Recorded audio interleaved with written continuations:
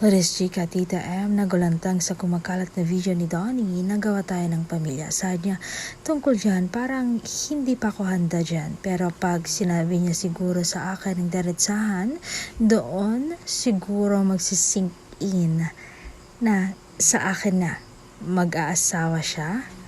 Pero may tiwala ko dyan sa Don Bell. Alam nila kung kailan ang takdang panahon na hindi pa ngayon. Ang oras, matatalino silang bata, but approve ko na sila na.